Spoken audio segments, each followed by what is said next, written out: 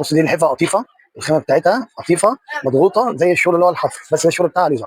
دي بتبقى اللحاف والشيل، الوش بتاعه بيبقى قطيفه والظهر بتاع اللحاف فرو طبيعي.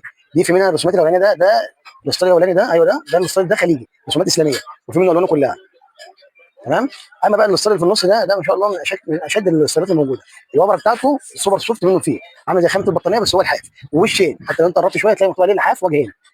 ده ينفع تستخدمه على الجنبين، ده خامه ومقاس وشغل، ده حاجه برضه على مستوى سوبر سوفت قطيفه. طب اما بالنسبه بقى لده، ده بقى اللي خامته غريبه شويه، ليه؟ الخامه بتاعته قطيفه شمواه، الخامه بتاعته قطيفه شمواه.